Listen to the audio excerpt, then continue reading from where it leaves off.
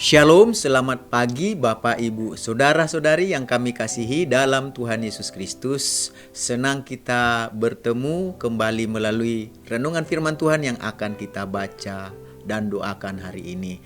Tentunya harapan kami, Tuhan senantiasa mencurahkan kasih-Nya, sukacitanya, damai sejahteranya, kuasanya, penyertaannya dalam kehidupan kita semuanya. Itulah yang menjadi harapan kami. Mari kita satukan hati kita untuk berdoa. Tuhan Yesus, tidak henti-hentinya, tidak bosan-bosannya kami mengucap syukur dan berterima kasih buat nafas kehidupan dan hari yang baru yang Tuhan Yesus karuniakan kepada kami untuk kami jalani sepanjang hari ini. Berkati dan urapi firman-Mu sehingga menerangi kehidupan kami. Dalam nama Tuhan Yesus kami berdoa. Haleluya. Amin.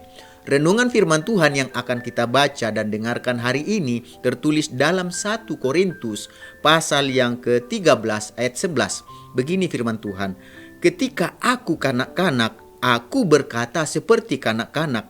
Aku merasa seperti kanak-kanak, aku berpikir seperti kanak-kanak. Sekarang sesudah aku menjadi dewasa, aku meninggalkan sifat kanak-kanak." Dari ayat yang kita baca dan dengarkan hari ini, kita akan berbicara tentang bertumbuh menjadi dewasa rohani. Bertumbuh menjadi dewasa rohani. Secara lahiriah, bertumbuh menjadi dewasa berarti timbul atau hidup mulai dari lahir dan bertambah atau bertumbuh semakin besar menjadi dewasa. Proses pertumbuhan tersebut bukan hanya bertumbuh dalam bentuk fisik saja, tetapi juga bertumbuh dalam perkataan, bertumbuh dalam perasaan, bertumbuh dalam pikiran, bertumbuh dalam pandangan dan tindakan. Dan itulah Bapak, Ibu, Saudara-saudari yang kami kasihi dalam nama Tuhan Yesus yang akan kita alami sebagai makhluk yang hidup. Jadi proses bertumbuh menjadi dewasa adalah hal yang sudah pasti dalam kehidupan dan dialami oleh semua orang. Ada banyak orang tua yang sangat senang dan mengabaikan proses pertumbuhan anak-anak mereka dari bayi hingga mereka menjadi dewasa. Dan ketika menjalani proses pertumbuhan, orang tua membantu dan mengharapkan supaya anak-anak mereka bukan hanya bertumbuh secara fisik saja, tetapi juga bertumbuh dalam perkataan, dalam perasaan, dalam pikiran dan tindakan mereka. Jadi ketika masih kanak-kanak, orang tua akan melayani anak-anak mereka, mulai dari menyediakan makanan, menyediakan minuman, pakaian dan sebagainya. Tetapi sesudah beranjak remaja sampai mereka dewasa, orang tua akan membimbing anak-anak mereka untuk mandiri, meninggalkan sifat kanak-kanak yang biasanya dilayani, jadi belajar untuk ikut melayani. Demikian juga dalam hal kerohanian.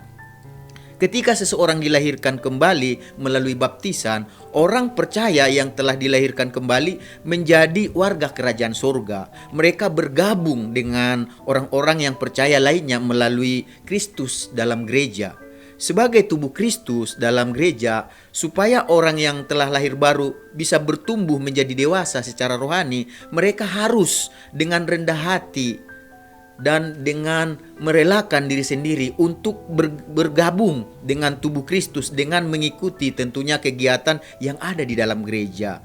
Para pelayan rohani yang ada di gereja akan membantu melayani orang-orang yang percaya yang telah dilahirkan kembali melalui apa? Melalui kegiatan yang ada di gereja, baik itu melalui ibadah yang diadakan oleh gereja, baik itu melalui ibadah minggu atau ibadah tengah minggu, atau pendalaman Alkitab, atau pelatihan untuk bagaimana supaya jemaat yang dilahirkan kembali bertumbuh. Mereka bukan hanya dilayani saja, tetapi juga mereka belajar melayani dalam berbagai kegiatan rohani dan yang lainnya di dalam gereja. Jadi oleh karena itulah Rasul Paulus mengharapkan supaya orang-orang yang telah percaya, yang sudah dilahirkan kembali di dalam jemaat di Korintus, supaya mereka ini juga bukan hanya sekedar menjadi orang percaya, bukan hanya sekedar dilahirkan di dalam kerajaan Allah, tetapi mereka ini yang ada di jemaat di Korintus ini, Paulus juga mengatakan kepada jemaat tersebut. Dikatakan di sini di dalam jemaat Korintus ini, Paulus mengatakan begini, "Ketika aku kanak-kanak,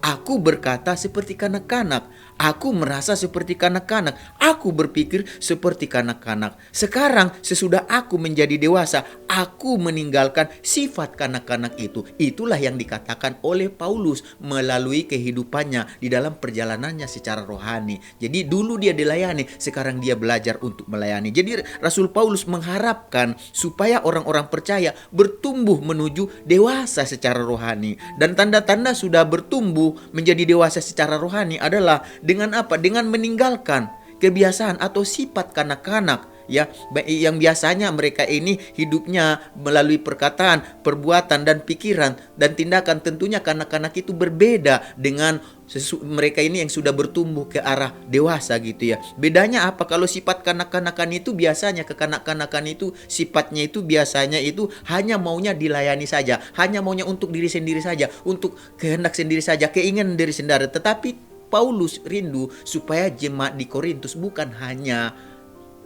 dilayani saja, mereka harus bertumbuh dari kanak-kanak menjadi dewasa. Oleh sebab itu mereka harus tinggalkan sifat kanak-kanak ke arah dewasa. Sifat kanak-kanak yang hanya dilayani ini harus bertumbuh menjadi dewasa dengan apa? Dengan belajar ikut melayani bersama orang-orang percaya lainnya. Tentunya melayani itu sesuai dengan apa? Sesuai dengan talenta yang dikaruniakan Tuhan kepada mereka masing-masing. Jadi Bapak Ibu, saudara-saudari yang kami kasihi dalam Tuhan Yesus Kristus, sudah berapa lamakah kita menjadi orang percaya setelah kita dilahirkan kembali?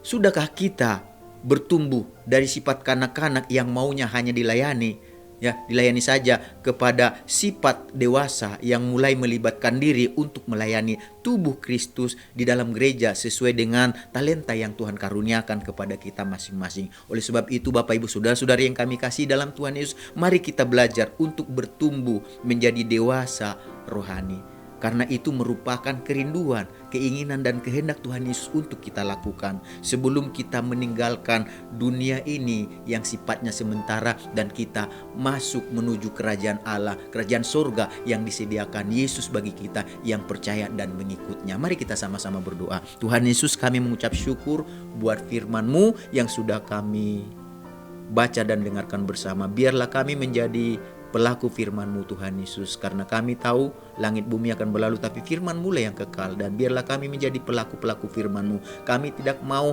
hanya dilahirkan saja menjadi warga kerajaan surga, warga kerajaan Allah, tetapi kami maupun Tuhan Yesus bertumbuh menuju kedewasaan. Kami enggak mau hanya dilayani saja di dalam gereja, tetapi kami pun mau melayani orang-orang yang ada di dalam tubuh Kristus dalam gereja sesuai dengan talenta yang Tuhan berikan, percayakan kepada kami, karunia yang Tuhan berikan kepada kami. Terima kasih Tuhan Yesus buat firman-Mu Tuhan. Sebelumnya kami berdoa juga buat bangsa kami, negara kami Indonesia, dengan segala kebutuhan, keperluan dan persoalannya melalui presiden, wakil presiden maupun Tuhan Yesus, para menteri-menteri yang ada, semua jajaran yang dipercaya memerintah bangsa ini. Biarlah mereka dengan hati yang siap melayani, memberi yang terbaik buat bangsa dan rakyat yang dipimpin. Tuhan berkati anak-anak-Mu, umat-Mu yang dari tengah bangsa ini, sehingga mereka juga berdampak atau berpengaruh yang baik bagi bangsa ini, sehingga melalui mereka Tuhan Yesus kasih Engkau dinyatakan, kuasa Engkau dinyatakan. Berkati juga umat-Mu,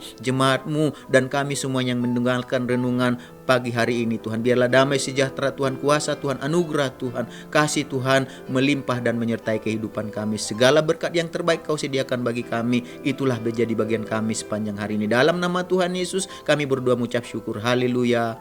Amin. Selamat beraktivitas. Tuhan Yesus memberkati kita semuanya.